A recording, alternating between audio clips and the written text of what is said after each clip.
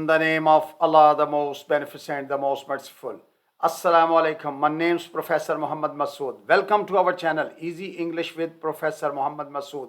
ये हमारी art of translation की वीडियो है और इसमें हम पढ़ेंगे rule number 147. Before I start this video lesson I like to say one thing. आप दूसरों के रास्ते की रुकावटें दूर करते जाएं, आपकी अपनी मंजिल का रास्ता आसान होता जाएगा. आइए देखते हैं कि इस वीडियो लेसन में हमारे पास किस तरह के सेंटेंसेस हैं.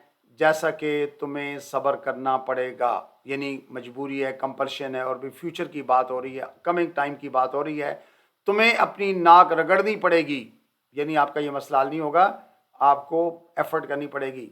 या हमें ये अजियत सहना पड़ेगी, तुम्हें उसके पाँव पड़ना पड़ेगा. तो देखिए, ये वो सेंटेंसेस हैं जो कि कंपल्शन है, मजबूरी है, यानी अगर ये नहीं करेंगे तो हमारा मामला हल नहीं होगा. आइए इनके हम स्ट्रक्चर को देख लेते हैं.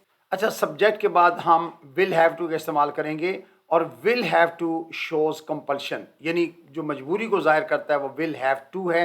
और विल हैव टू के बाद हमेशा वर्ब की फर्स्ट फॉर्म आती है और उसके बाद ऑब्जेक्ट. ये बात तो खैर आपके इल्म में है कि टू के बाद हम वर्ब की फर्स्ट फॉर्म ही यूज़ करते हैं. लेकिन कोई भी सब्जेक्ट हो, I, we, you, he, she, it, they, Ali, Asif, father, mother, तो हमने विल ही लगाना है सबके साथ, विल हैव टू और उसके बाद वर्ब की फर्स्ट फॉर्म. लेकिन वन इंपॉर्टेंट थिंग इज कि अगर आपने सेंटेंस को नेगेटिव करना है तो विल के फौरन बाद नॉट लगाएंगे, और अगर क्वेश्चन बनाना है तो सिर्फ विल को बाहर लेके जाएंगे, हैव टू अंदर ही रहेगा. अब जब हम इनकी एग्जांपल स्टडी करेंगे तो उसमें मैं ये बात मजीद थोड़ी सी आपको क्लियर कर दूंगा और प्रैक्टिस भी दे दूंगा. उसे मुंह की खानी पड़ेगी, he will have to face humiliation. अच्छा, टू फेस ह्यूमिलिएशन होता है मुंह की खाना, तो he will have to face humiliation. अगर इसको नेगेटिव करना है कि उसे मुंह की नहीं खानी पड़ेगी, तो he will not have to, यानी विल और हैव के दरमियान आप नॉट लगाओगे, he will not have to face humiliation. या अगर क्वेश्चन बनाना है क्या उसे मुंह की खानी पड़ेगी, तो will he have to face humiliation. तुम्हें अपनी नाक रगड़नी पड़ेगी, you will have to humble yourself. अच्छा, टू हम्बल होता है अपनी नाक रगड़ना, अपने आप को बहुत आजिज़ बनाकर पेश करना, तो you will have to humble yourself. या अगर नेगेटिव करना तो you will not have to humble yourself. या क्या तुम्हें अपनी नाक रगड़नी पड़ेगी, will you have to humble yourself. मुझे ये जिल्लत बर्दाश्त करनी पड़ेगी, I will have to endure this humiliation. I will have to endure this humiliation. मुझे ये जिल्लत बर्दाश्त नहीं करनी पड़ेगी, I will not have to endure this humiliation. क्या मुझे ये जिल्लत बर्दाश्त करनी पड़ेगी, will I have to endure this humiliation. हमें ये अजियत सहना पड़ेगी, we will have to endure this suffering. We will have to endure this suffering. Negative करना है, we will not have to endure this suffering. अगर क्वेश्चन बनाना है क्या हमें यह अजियत सहना पड़ेगी, will we have to endure this suffering. तुम्हें माफ़ी मांगनी पड़ेगी, you will have to apologize. You'll have to apologize. अगर नेगेटिव करना है, अच्छा, will not को जब हम शॉर्ट करते हैं तो won't बोलते हैं, will not को won't, तो you won't have to apologize, यानी तुम्हें माफ़ी नहीं मांगनी पड़ेगी. क्या तुम्हें माफ़ी मांगना पड़ेगी, will you have to apologize.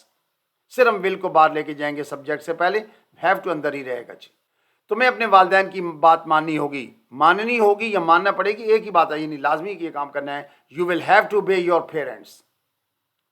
You will have to obey your parents. तुम्हें उसके पाँव पड़ना पड़ेगा, you will have to fall at his feet. You will have to fall at his feet, यानी तुम्हें उसके पाँव नहीं पड़ना पड़ेगा, you will not have to fall at his feet. क्या तुम्हें उसके पाँव पड़ना पड़ेगा, will you have to fall at his feet. तुम्हें उसके आगे गिड़गिड़ाना पड़ेगा, you will have to plead with him.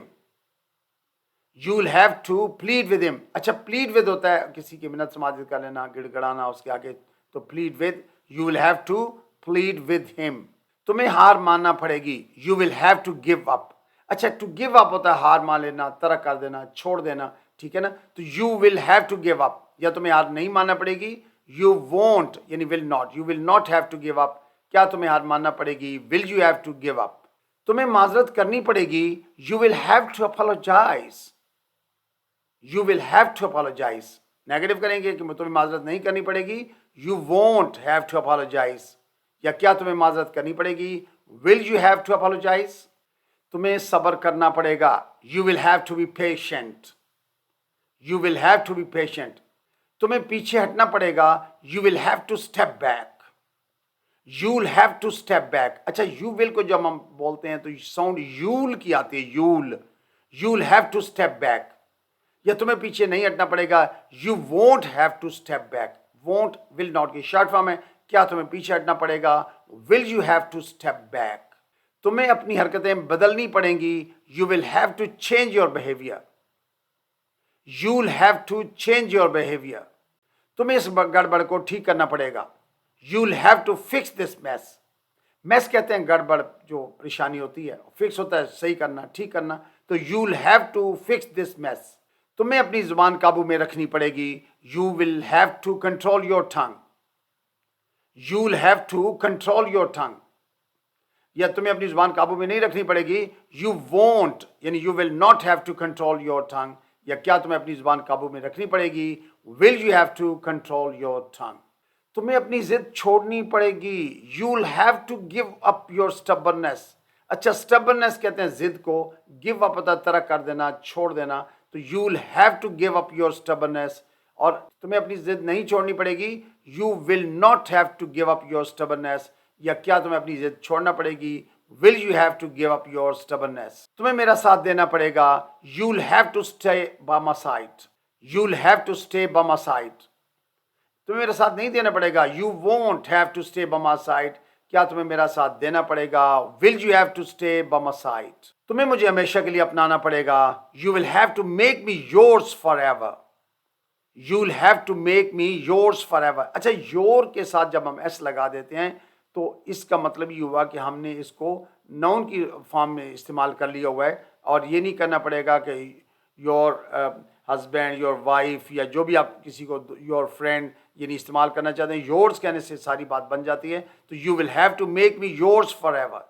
तुम्हें मेरी बात का जवाब देना पड़ेगा, you will have to answer me, you will have to answer me. या तुम्हें मेरी बात का जवाब नहीं देना पड़ेगा, you won't have to answer me. या क्या तुम्हें मेरी बात का जवाब देना पड़ेगा, will you have to answer me.